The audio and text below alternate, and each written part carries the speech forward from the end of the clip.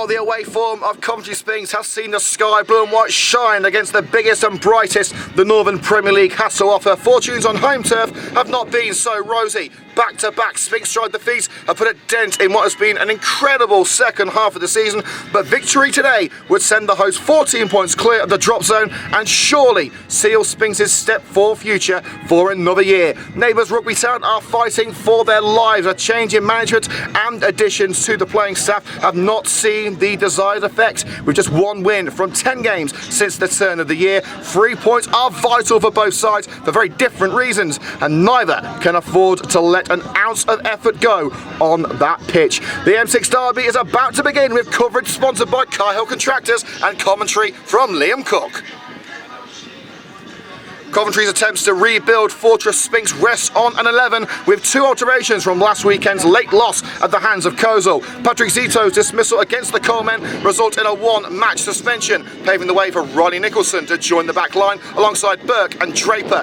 Idris Hosseini is recalled into midfield in place of new recruit Joe Blowers. Joe Percy and Sam Lockley are both primed to make their comebacks from the bench. Rugby's greatest bane as of late can be found in the goals for column of the Northern Premier League table, the Valley having failed to score in 5 of their last 6 league fixtures. Top scorer Trey Charles looks to rectify that recent barren spell and add to his 16 goals in all competitions. He leads the front line with support from Javon Miller, one of 2 changes from the Worcester game. Bodie Fizzleton slots in at left back, with Rowland dropping to the bench. One Valley favourite not in today's squad is Teo Tucker, the winger having completed his switch to Shepshed this week. Your referee today is Neil Templey. Free kick around 7 or 8 yards into Rugby territory. It's going to be taken by Captain Fantastic himself, the man who bleeds sky blue and white, Callum Woodward. And it flicks off the head of Idris Hosseini and forces the first save of the game from half away. Rugby fans have travelled in their masses from just across the M6. Burke, back where it came from by Josh Thomas. And now Recker chasing in on Thomas's ball and slotted in by Daniele Recker. Naive defending, you have to say, from Coventry Sphinx. Route 1 stuff for rugby, and Daniele Recker reaps the rewards in front of the travelling rugby supporters.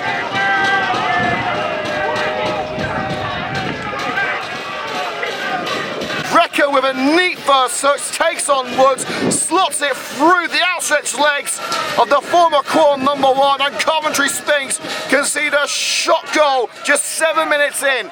Will that be a wake-up call for Coventry Sphinx? It needs to be. It's 1-0 rugby. Volleys it to Tyrese Brown at the back. Here's half away. More height and distance on that clearance towards the halfway line. Woodward heads it on, turned away by his opposite captain Josh Thomas, centre back for rugby. Turning back towards Charlie Woods, he launched himself towards Recker, and Charles trying to get to the loose ball. Sphinx doing enough through Jamie Draper. Nervy times at the back for Coventry Sphinx. Brown forced into the error by Wakefield. Hayward a little lethargic and trying to get that ball in, charged down by Tyrese Brown. And now launched towards the penalty area, and Recker, Superman-like punch by Charlie Woods, takes out Recker and Draper. Finney Shark, Callum Woodward and Harry Wakefield sizing up their options. Surely has to be a direct effort on goal. Sphinx's chances have been few and far between in the opening 42 minutes. It's Wakefield! Certainly had the power behind it, but just flashes past the post. Burke, Carey in a congested midfield, holds off Kane Elliott. Woodward, down the wing for Finney Shark, and he's just got there. Taking on Dan Summerfield. It's Shark, options at the far post, swung away by Brown, and it falls out to Jordan Hayward, cannons off the leg of Thistleton. Carey looking to put it back in. Kyle Carey, across the face of goal, turned away by Thomas. Woodward smacks it off Elliott. Carey can't get involved, he's in an offside position, he'll let it go for a corner. It's half time coming at the wrong time. Burke to Shorrock. Floated towards Wakefield. Thomas gets on the end of it, and Hosseini on the volley. Drifts to the right. Woodward towards that far post for Burke, headed back in by Shorrock. And Hosseini on the volley. Turned away by Thomas. Kerry thought about hitting it first time. Lobs it right for Hayward. Will Hayward get there in time? No, he won't. It's a desperate battle for possession in the midfield. Woodward slides it off Kane Elliott. Here's for Saney. Nicholson urged to drive and does. Ronnie Nicholson for Coventry Sphinx looks for the through ball of Jordan Hayward. It's deflected through to him. Hayward brought down in the area. Referee says no, it was an off the ball incident. But Finney Shark on the volley hits the standing leg of captain Josh Thomas. Finney Shark. Sphinx building momentum in this second half. It's Shark.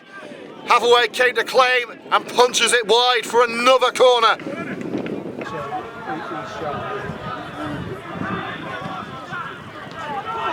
Clements latches onto the attempted clearance. Nick Cruyff turn and into the area now for Rowland. Deflected through the penalty area and Joe Blowers takes it on. Oh, Blowers has given it away on the edge of the area. Kane Elliott. Summerfield.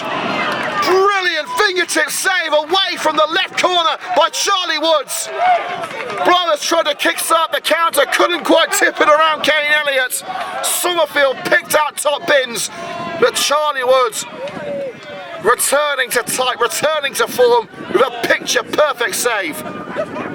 Hayward tries to play through a congested midfield and it's Dawkins who prevents it from reaching Harvey Smith. And now the other end, it's with Javan Miller on his own here, back into Draper as he waits for reinforcements. Draper brings it down the area, dragging down Miller by the arm. Referee immediately waves away protest and Miller can't believe it.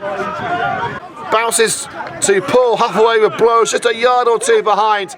What a great idea from Sphinx's current top scorer. Did that touch the arm of Trey Charles? No, it didn't. According to the referee at least. Chest control by Miller on the edge of the area. Miller! 2-0 Rugby! Woods denied Rugby with an astonishing save a moment ago. He can do nothing to deny Javan Miller from adding Rugby's second of the game.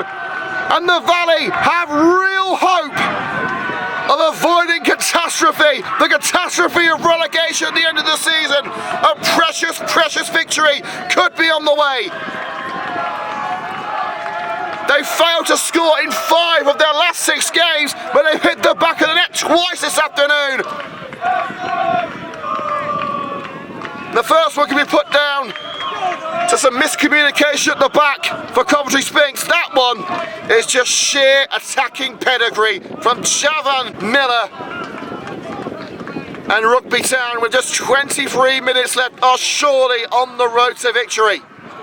But Joe Percy is getting stripped off, so Sphinx ready to make their final roll of the dice with 13 minutes to go. The throw passed on to Trey Charles. And Charles into the area to finish it for Rugby. Trey Charles pulls it back, stopped with the feet of Charlie Woods and bounces away from Dawkins as far as Austin Sparks. Callum Woodward, 4-man wall in front of Paul Hathaway. It's Woodward, Hathaway tips it around. Age is just a number. Paul Hathaway has been around these parts for the likes of Kozol and Rugby for many a year, and he's not done yet. Onto the chest of Rowland, and they hit the arm as he tried to chest control it. Referee immediately gives the free kick to Coventry Sphinx. Taken sharpish. Red head. Here's Callum Woodward, trying to trick his way through Dawkins. Woodward lofts it towards Harvey Smith! Brilliant save! Right on the line by Paul Hathaway! Smith at the goal, his mercy, couldn't quite get the power behind it. It's back in towards Smith! And deflected out of Harry Wakefield. Those are the chances you have to take. Smith found again by Blowers. Rugby trying to keep Coventry Sphinx at bay, and they're doing so for now. That second goal seems to have been the killer. It's in the area for Joe Blowers. Swept across this near side and Smith will put it back in. Cleared to the near post by the head of Thomas. And Smith will see it into touch for another Sphinx throw. Relentless pressure for Coventry Sphinx. Woodward. Into Blowers. Harry Wakefield tried to smash here at the near post, but launching at the ball, putting his body on the line. The Rugby captain, Josh Thomas. Woodward. Bounces across to Smith. Heads it on to Burke. Has it found its way through? No, stopped on the line and sent high into the sky by Thomas. And Hathaway brings it down.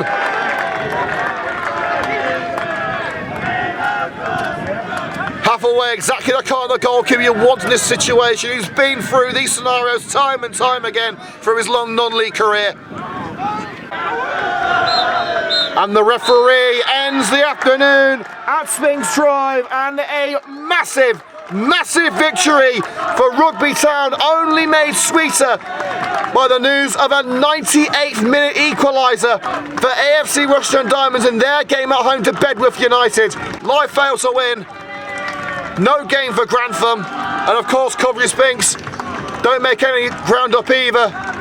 It is the perfect Saturday afternoon out for Rugby Town, but for Coventry Sphinx, it's back to the drawing board. Another home defeat. This home hat-trick of fixtures has been an utter disaster for the Sky Blue and Whites.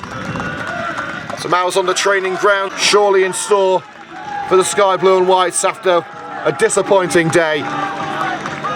But they still have that 8-point gap over the relegation zone.